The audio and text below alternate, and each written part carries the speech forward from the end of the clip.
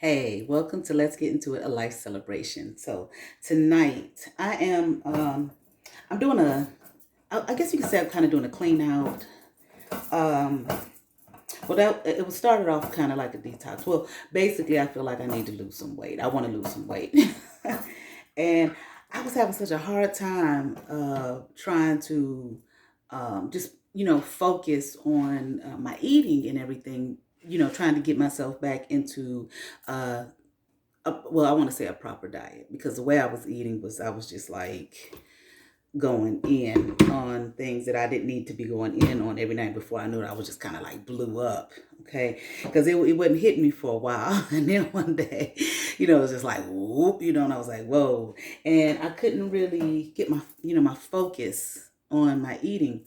So I was doing some meditations, and it kind of helped me, get my mind centered on cleaning my system out and focusing on weight loss. So for like the last 3 weeks, I've been, I want to say I've been vegan. I haven't really been 100% vegan. I've eaten a little meat here and there, but I haven't really eaten any dairy. Well, the very first time I started, I did start eating dairy.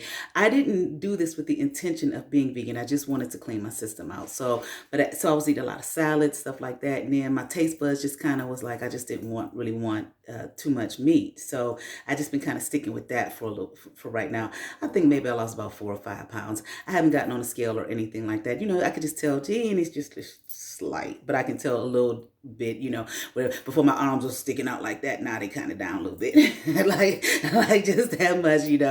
But tonight, I'm gonna make some black bean burgers for me and my daughter. Okay, and I did wash my hands. Okay, but you just saw me throw my hair back. Okay, no, this ain't no professional kitchen, but still, so just washing my hands. But anyway, so what I did was, we're gonna do black beans. Because sometimes black beans bother. I mean, not black beans. Beans kind of bother my stomach. I never have an issue with black beans, so I just got a can of beans. Okay, I mean, you can cook them, from their hardened state and everything, but this is gonna be quick, fast, and in a hurry. So pour out the extra juice in the bean. You want to keep maybe just a little bit, but not too much. Okay, and I'm just gonna put them in my blender. This is going to be really quick. Put them in my blender. I bought 2 cans, but really 1 can should be enough. About the time I put, I put a little flour in it, to bind it. After I, blend it down and whatnot, I put some flour in it to bind it. My salt, pepper, seasonings and stuff. Sometimes hold on. Sometimes I'll put bell peppers, just like if you're making some salmon croquettes or something like that, except it's just beans, however you want to, whatever seasonings you add, whatever vegetables you add.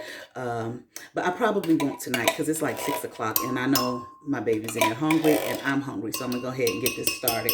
So I'm going to blend this. I'm going to put this on a pause while I blend it. I'll be right back. All right, so I blended it. I put it in the bowl. It's kind of hard. I don't know if you can't really see it looking like that. See, that's it right there. I used to study with the African Hebrew Israelites of Jerusalem. Ben Ami was the leader of that community. He has since transitioned because there's quite a few different Hebrew sects.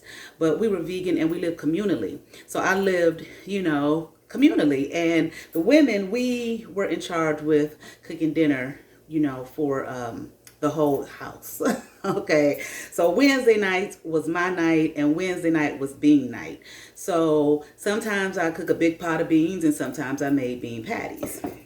Because and I mean big, because I was cooking for families, not just, a couple people here and there, families, children, so on and so forth. But a few times I made bean patties, but I found it was better when I just made the big old pot of beans. And we wasn't starting from no can, back then I had to start, from a fresh bag of beans, so you know how that is, and soaking and how long it takes to cook, and I'm getting off work, so on and so forth. But anyway, I'm going to get my flour. We're gonna have some sautéed garlicky kale with it, and basmati. I love basmati rice. Okay, I just love basmati rice. So that's what we having. So hold on while I get my flour, and I can't give you any measurements if you're interested, because you know you just kind of just you know how we do. But I was funny. I say that because when I was in college, I used to always go by the measurements on the box. One of my roommates said, "Girl, stop! What are you doing?" Because I really didn't cook before I went to college. And she was like, "You can't cook it like that." I mean, she said you can, but why do you keep looking at the ingredients? I was like, because how else am I gonna cook it if I don't look at the ingredients? If I don't look at the measurements, But she broke it down to me like, "Sis, you don't have to do it like that." But so hold on, let me get my flour and my seasonings and go from there. I'll be right back. All right, got my flour together, but I tell that story because we got to the point where we would do. I remember one Thanksgiving we all stayed, and we cooked a feast. I went to Howard in D.C. Let me tell you, honey, we cooked a feast, And like I said, I wasn't really the cook out of the crew because this was my junior year there because I didn't really cook. You know what I said? But I learned a lot from the sisters, how to cook. We were in that dorm, honey, and we had a feast. One of the sisters from New Jersey, Monique, she had made the turkey. My girl Dee, she made the best macaroni. Was it macaroni cheese she made? She made a good ass potato salad, honey. My girl back there, Pastel, she was from New Orleans. Monique and Dee was from Jersey, from New Jersey. Not Newark, New Jersey. I can't remember this. They were friends before they came, to school there. So they was from the same city, but I can't remember the name of it. But it wasn't Newark. My girl Pastel, she was from New Orleans. Hold on. Y'all looking at my kitchen. Okay. Yeah, my girl Pastel, she was from New Orleans. And I went to New Orleans with her one time, and had me some beignets. I had never been there, had me some beignets, and I was always a big fan of seafood. And listen, that was the first time I had, what do you call those things? Crawfish. Oh my God, honey. We went to, she said, "Come on," one day. And she got a big bag, a big, huge plastic bag, took me to what I call it like like our chicken shacks here in Cleveland, which we don't have as many as we used to, but it was like a seafood shack, honey. They loaded it down, with the crawfish. I was like, "What is that?" Because I had never had it, and girl, I went to town. I loved it. She took me to the French Quarter, I think. We had a nice time. And I'm trying to think and that was the first time I had gumbo. Her grandmother made gumbo for Thanksgiving. And at the time I wasn't eating pork, and she was like, "Well, you better eat my grandmother's gumbo." Because she was telling me it had pork in it. And I was like, and she was like, "You better eat." And I ate it, I wasn't going to be rude. And it was good. We had a good time.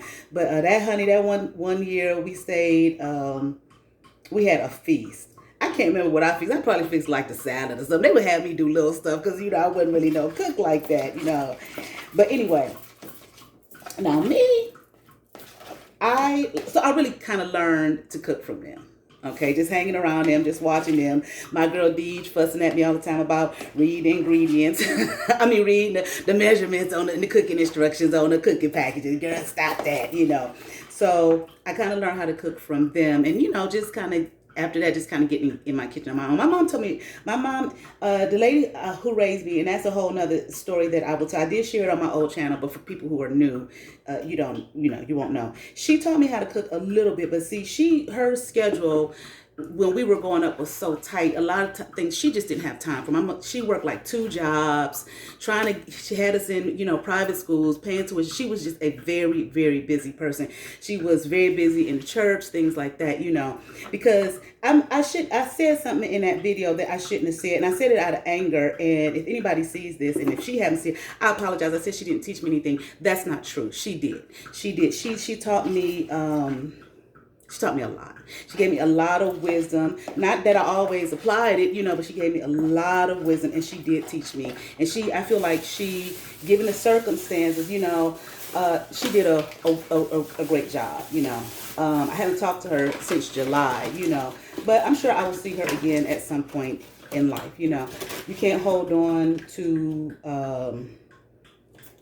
you know, I thought about it, it's like, I'm not going to hold on to any kind of anger or anything like that. But for new people, you're like, well, what the hell are you talking about? That's a whole nother story. But I just wanted to put that out there because I thought about it, I was like, I shouldn't have said that. She did teach me. But she, you know, with the time that she had, and the thing about it is they told me she was an excellent cook, you know, before she married my dad. But, you know, her life circumstances were such she didn't really have time to really, you know, take me in the kitchen and show me things like all the time. She would tell me things here and there, you know what I'm saying? But no, she did teach me things. I was wrong for saying that. And if you are listening, Mom, because I did call her Mom like for 49 years, you know, because she did raise me, I apologize to you for saying that. Okay, so I don't know if it's stiff enough. You can see I added the flour. From what it was kind of runny before I added the flour.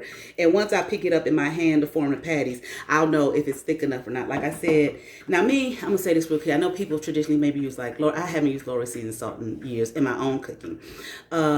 People maybe use your salt, pepper. Like some people just use like sea salt or Himalayan sea salt, pepper, something like that.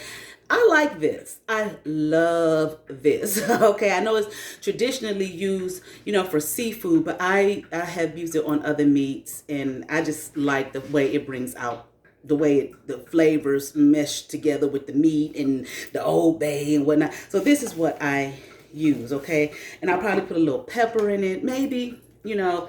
Like I said, I ain't getting fancy with it tonight. You know, that's your choice. However you want to make it. You got the basics right here. Okay. As far as how much flour it is, you know, maybe start a little bit at a time. And then you'll see, you know, how thick it is. As long as it's thick enough to bind together well. So when you know, cook it. So I'm gonna go over to my stove. You can fry it in oil if you want to, but because I'm kind of on this weight loss thing, I use like the cooking spray, okay, because it's less calories, so on and so forth. And I got some really good non-stick cookware that my mother bought for me. It's excellent, some good stuff, okay? So I'm gonna be back and I will show you the final plate. Peace. All right, there you go. My 2 black bean patties and my garlicky kale, my rice. The yellow stuff on top is nutritional yeast. And that's it. I forgot to mention my, when I was talking about my friends and our Thanksgiving feast on campus, I forgot to mention my girl Dre. She was from Delaware. And my friends is from Trenton, New Jersey. So, but this is it. We will come back with more. Remember, learning promotes growth. Growth promotes understanding. Understanding promotes community. Y'all be blessed. Peace.